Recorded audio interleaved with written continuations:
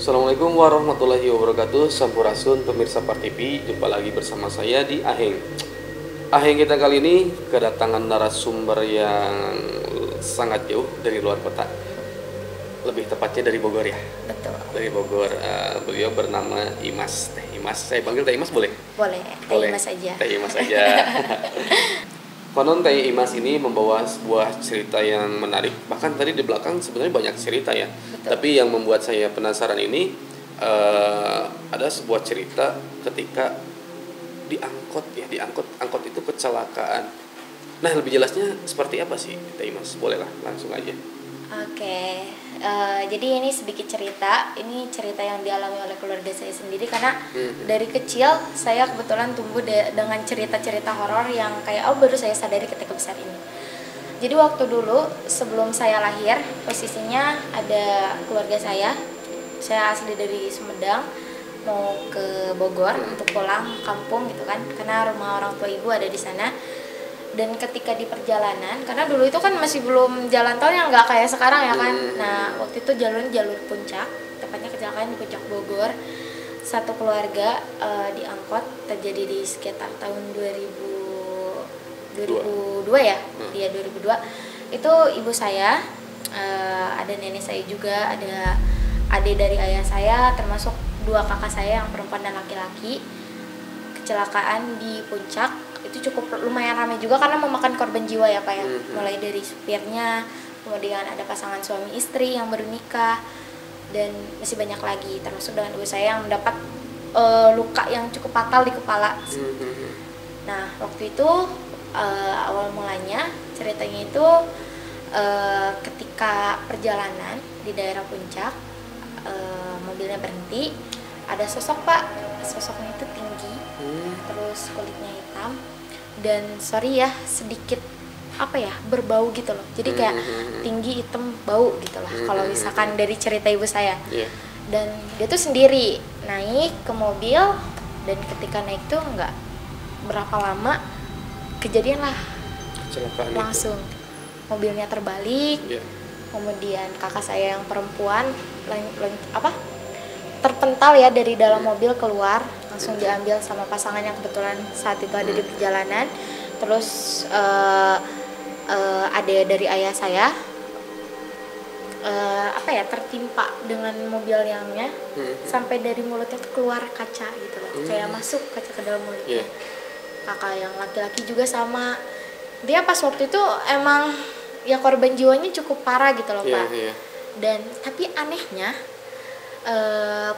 waktu setelah evakuasi, ketika di rumah sakit, ibu saya kan tadi dijajarkan dengan mayat yang suami istri itu, karena nyangkanya ibu saya udah nggak bisa ditolong karena parah banget. Nah waktu di rumah sakit dimintai keterangan, ceritakan, ibu saya juga cari penumpangnya masih selamat atau enggak, dan ternyata penumpang bapak-bapak bau yang hitam ini tuh nggak ada. Tidak ada. Nggak ada. Seharusnya mungkin ada di situ. Iya. Kalau itu punten saya potong ya. Kalau itu manusia. Kalau manusia pasti ada di situ. Kalau manusia pasti ada, nggak Jadi mungkin korban nggak sih? juga ya? Iya, karena nggak mungkin nggak sih pas supir berhenti tiba-tiba ada penumpang naik kalau misalkan nggak kelihatan sebagai manusia. Tapi anehnya ketika dikumpulkan korban itu nggak ada. Nggak ada. Dan kalau menurut cerita dari nenek saya pun, sebetulnya ketika kita mau kecelakaan atau terjadi peristiwa yang kayak akan memakan korban, itu pasti ada aja tanda dan cirinya, entah itu dari orang atau dari bau. Dan kebetulan di cerita yang dialami oleh ibu saya ini ya sosok laki-laki tadi. Oke, punten saya potong nih. Kalau dari keluarga Teh Imas sendiri ada yang jadi korban jiwa nggak?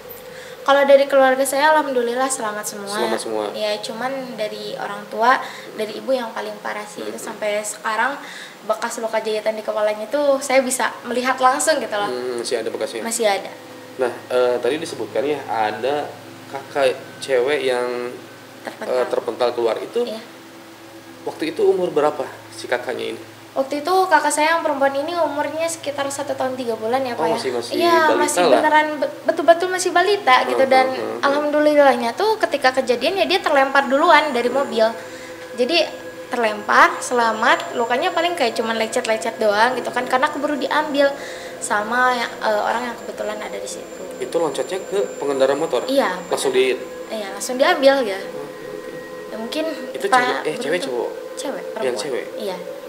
Dan yang paling serunya ini adalah Pak, kakak perempuan saya yang ini tuh selalu sampai sekarang nih, sampai dia sekarang umur 22 tahun masih mendapatkan cerita misteri-misteri yang saya juga sebenarnya percaya nggak percaya, karena jujur saya sendiri nggak pernah merasakan, tapi melihat dan mendengar cerita dia terus-terusan bikin saya merasa kayak oh ternyata dunia tuh nggak cuma di sini doang gitu. Nggak cuma kita aja gitu ya. Betul. Nah, kakak kan tadi disebutkan ya yang cewek ini banyak cerita-cerita yang seperti itulah. Nah, yang sempat beliau ceritakan kepada Imas itu apa? Oke, mungkin yang pertama ya yang dari rumah sakit. Jadi kakak saya ini kan kebetulan cucu perempuan pertama di keluarga ibu saya, yang dimana setiap adik-adik dari ibu kalau minta bantuan itu pasti ke beliau, karena dianggap ya beliau perempuan dewasa yang serba bisa. ya serba bisa. Waktu itu bibi saya melahirkan di salah satu rumah sakit ternama di Bogor. Fasilitas rumah sakitnya lumayan baik, sehingga waktu dia menunggu itu dia dapat tempat yang cukup enak buat tidur. Nah, ketika tidur ini apa ya, dia didatengin sama satu sosok laki-laki yang ketika saya dengar ceritanya saya baru tahu kok ternyata makhluk-makhluk seperti itu berkomunikasi layaknya manusia, Pak. Ngobrol gitu. Ngobrol. Kakak saya ditanya sama makhluk ini kayak siapa namanya, kenapa ada di rumah sakit, ngapain, kuliah, kerja, komunikasi. Kayak manusia ya, kenalan. Kayak manusia, kenalan. Ya. Dan lucunya ini laki-laki ini tuh masih muda. Entah dia korban rumah sakit di situ atau. Tapi sosoknya menyeramkan nggak waktu itu? Kalau dari cerita kakak saya itu karena dia naik ke atas perutnya, jadi kayak ya kelihatannya biasa aja gitu. Karena kakak saya udah mengalami berbagai macam cerita dengan hantu laki-laki, jadi dia nggak takut gitu. Entah sosoknya seperti apa, yang jelas dia masih muda. Kalaupun dia secara nampakkan itu manusia, tapi udah enggak lah, itu bukan manusia. Itu bukan manusia, karena nggak mungkin juga nggak sih Pak di rumah sakit tiba-tiba ada cowok masuk aja kenalan gitu kan. Terus yang pada waktu itu seperti apa? Yang di rumah sakit itu? Yang di rumah sakit ya biasa aja sih, dia nggak ngeganggu, lebih ke menemani apa ya, karena kan dari ibu yang melahirkan juga kan dalam keadaan lemas, gak mungkin untuk diajak buat bicara terus-terusan. Dan ketika ya menjaga ini ya dia ketiduran sebentar, tiba-tiba bangun-bangun udah ada yang ngajak ngobrol, ngajak kenalan. Oke, itu di rumah sakit. Di rumah sakit. Oke, next ada lagi nggak di Ada mana lagi. nih? Di mana ini? Ini di rumah saya sendiri sih Pak. Ini lebih kan kalau tadi enak ya ngobrol gitu, bisa diajak komunikasi, nemenin gitu. Dan ini ketika yang ini tuh lebih ke horor sih Pak, horor banget sih. Jadi saya sama kakak perempuan saya ini tidur satu kamar berdua. Ya karena memang kebetulan kakak saya juga nggak berani buat tidur sendiri, dan saya pun begitu. Nah ketika itu kita tidur berdua, tiba-tiba kakak saya itu ada yang meluk dari belakang. Nah, pas lagi tidur itu? Iya, waktu lagi tidur ada yang meluk dari belakang. Dia awalnya kayak ngerasa apa sih berat gitu kan. Dia mikir mungkin saya, kalau misalkan saya ya dia mau marah gitu, kayak ya siapa suka yang dipeluk gitu kan, gerah, berat. Nah waktu ketika dia buka mata, ternyata tangannya tangan laki-laki. Sama dia dipegang, dilihat, nggak mungkin dong tangan ayah saya. Secara yang tidur di kamar itu kan cuman saya dengan kakak saya. Dan ketika tangannya dicubit ya Pak ya, dia bilang sendiri teksturnya tuh ada itu keriput banget. Kayak jadi kulit mungkin gitu ya? Kulit kakek-kakek keriput. Meluk dari belakang. Dari situ? Dari situ, kalau misalkan itu bukan ayah saya, itu bukan saya, dia langsung nengok ke belakang dan ya kelihatan sama beliau? Ngeliat. Sosok kakek-kakek? Sosok kakek-kakek meluk dia dari belakang. Di kamar sendiri loh Pak. Itu sama Imas nggak kerasa? Kan pasti bersebelahan kan? Iya. Nggak kerasa ada itu? Enggak. Oh enggak? Karena mungkin aku juga kurang peka ya Pak. Yang selalu merasakan dan mendapat apa sih itu pasti kakak saya. Gak cuma sekali, berkali-kali. Nih salah satu contohnya aja ya Pak ya. Waktu itu saya ini anaknya iseng. Zaman di tahun 2019-an itu lagi tren yang namanya dry flower. Kalau dry flower itu kita ngumpulin bunga-bunga yang udah kering, ditaruh di vas jadi pajangan. Nah waktu itu saya kemakan dong, karena saya ngikut tren-tren juga kan. Saya cari-cari, saya kumpulin berbagai macam jenis bunga kering-kering sampai beli-beli. Dan ada satu bunga yang menurut saya ini bagus banget kalau buat ditaruh di pajangan ya kan. Nah, untungnya ketika itu saya merasa melihat nih bunga ini di salah satu kontrakan kosong dekat rumah saya. Gak jauh dari rumah, kayak sekitar 3-4 rumah itu ada kontrakan kosong. Di situ ada bunga ini dan kebetulan emang udah mati juga, jadi udah kering. Jam 3 sore saya ambil, saya taruh di vas bunga, dan vas bunganya itu saya taruh di kamar saya. Tepatnya di atas lemari di pojok kamar. Bagus, itu beneran bagus bunganya. Tapi sayangnya apa ya? Ketika malam itu udah beda cerita lagi. Malam itu juga. Malam itu juga. Gimana itu? Malam itu juga karena kakak saya tipikal orang yang kebangun tengah malam. Dia kebangun tengah malam, tiba-tiba ada yang kayak, "Neng." Manggil, "Neng," katanya gitu. Waktu ditengok, wah, ada sosok kakek-kakek di atas lemari. Ada sosok kakek-kakek lagi. Itu kakek-kakeknya sama nggak dengan yang tadi? Beda. Beda. Kalau misalkan yang kakek-kakek ini tuh masih kayak pantaran sekitar 40-50 tahunan. Kalau yang tadi meluk itu kan kakek-kakek yang udah keriput banget lah ya. Kalau ini mah agak mudahan sedikit gitu ya. Dan kayak itu di kamar sendiri loh. Mungkin entah saya yang sompral atau gimana, tapi yang kena apes pasti kakak saya yang perempuan. Sompralnya mungkin ngambil itu ya? Ngambil itu sembarangan. Sembarangan. Si posisi kakeknya di pas bunga yang tadi? Iya, di pas bunga itu. Duduk di situ. Terus setelah misalkan ada kejadian itu, si bunganya diapain? Nah, karena kakak saya juga langsung cerita ke mama, terus mama baru menyadari, oh ini mah gara-gara ngambil bunga sembarangan. Apalagi kan bunganya ada di tempat yang emang udah jarang dilalui sama orang. Akhirnya bunga itu dibuang ke dekat pohon rambutan, dimana kayak setiap saya lihat pohon rambutan itu saya merasa kayak, oh sosoknya mungkin pindah ke sini ya. Saya ngerasa kayak gitu, jadi kayak ke distract banget sih. Itu nggak kepikiran pada waktu itu untuk mengembalikan ke tempat yang semula? Enggak, bahkan sampai detik ini pun saya baru kepikiran, kenapa nggak saya balikan ya? Jadi nggak kebayang, oh di sini rambutan ada kakek-kakek itu ya. Tapi untungnya semenjak saat itu nggak ngeganggu lagi sih. Mungkin karena kita juga udah minta maaf, kita juga udah kayak baca-baca juga, jadi ya udah nggak mengganggu lagi. Oke, itu pengalaman si kakak ketika di rumah. Jadi ketika semenjak mungkin saya berpikir seperti ini, ketika kejadian yang diangkut itu juga mungkin nggak kebetulan ya, atau seperti apa sih? Bisa jadi sih Pak, mungkin karena masih ada yang bisa melindungi kakak saya atau gimana kali ya. Ya dia emang nggak mendapat luka yang berat loh, bahkan langsung loncat dari mobil gitu loh. Loncat dari mobil langsung ke pangkuan orang yang di motor kan? Nggak jatuh dulu? Enggak, paling kayak cuman ya kena sama orangnya gitu. Ya sebetulnya dalam kehidupan sehari-hari pun kakak saya tuh udah banyak banget. Sekarang kan dia mengajar juga kan di salah satu sekolah gitu kan. Yang namanya sekolah ya kita udah jadi rahasia umum gak sih, kalau sekolah itu tempat umum yang kalau misalkan malam vibes-nya itu udah beda banget. Sedangkan dia kan suka mewakili guru-guru untuk menjadi pembina latih, untuk menjadi pembina anak-anak OSIS, dan kayak ya kalau di gudang, di ruang kelas dia pasti merasakan ada 1, 2, 3 sosok yang emang menunggu sekolah itu. Ada nggak cerita di sekolahnya gitu? Enggak sih, mungkin kayak cuman sekedar penampakan cowok atau cewek yang cuman duduk, atau kayak ya biasanya mengisi tempat-tempat yang tadinya rame tiba-tiba jadi sepi. Seperti halnya di rumah juga, kita kan kalau misalkan di rumah Bogor itu kalau menjemur baju ya Pak ya, itu harus ke belakang, dimana di belakang ini emang tempat menjemur buat seluruh keluarga gitu. Masih banyak pohon-pohon segala macam. Nah, ada apa? Pohon-pohon apa? Ya ada banyak pohon-pohon dan ada makam keluarga juga di situ. Ada pohon kersen. Kalau misalkan kita tahu pohon kersen kan identik dengan mbak itu ya kan? Iya, dia melihat. Kakak pernah melihat di situ?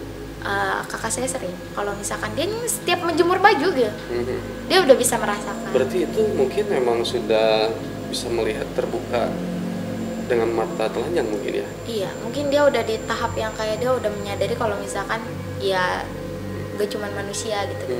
Dan dia juga udah kayak enjoy aja gitu. Sesekali mungkin takut ya Pak ya, cuman karena nggak mengganggu jadi dia juga nggak ambil pusing. Kakak saya tipikal yang cuek kayak gitu. Mungkin udah terbiasa juga. Udah terbiasa.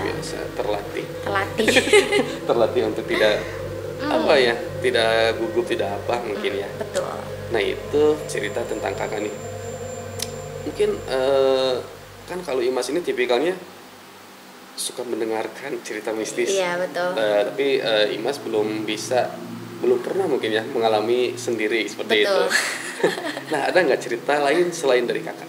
Ada, lebih tepatnya, tapi masih kakak juga, cuman karena masih kakak juga. kakak saya Iya, kan iya, dua iya. ya, Ada perempuan dan laki-laki. Nah, dua. ini kakak saya yang laki-laki juga sama. Nah, gimana itu? Cuman kalau kakak saya yang laki-laki itu bukan sesensitif kakak saya yang bisa lihat sehari-hari gitu, enggak. Kakak saya itu tipikal yang kayak ngelihat kalau dalam perjalanan. Dia kerja sebagai seorang mekanik ATM yang tiap hari kerjanya itu ya muter-muter jalan untuk menuju lokasi ATM di tempat-tempat dia kerja. Dan masalahnya itu kota-kota yang sering dia singgahi ini bukan kota yang kayak Jakarta, bukan Bandung yang kota, bukan, tapi kota-kota yang kalau kata Sunda nama lelemburen, Pak. Nah, setiap dia tugas malam lewat pasti menemukan 1, 2, 3 sosok yang berusaha mengganggu perjalanannya. Itu gimana di jalan, ganggunya gimana? Apakah sampai kecelakaan kah? Nah, atau gimana? Ikoniknya itu yang paling ikonik itu waktu kejadiannya sama di puncak juga, nggak tahu ini ada apa dengan puncak ya. Kalau misalkan teman-teman tahu ya, di puncak itu ada satu tempat yang dimana ada jalan flyovernya tuh setengah, sampai sekarang masih ada, tapi nggak dihancurin. Dan di situ tuh emang konon katanya mistis, Pak.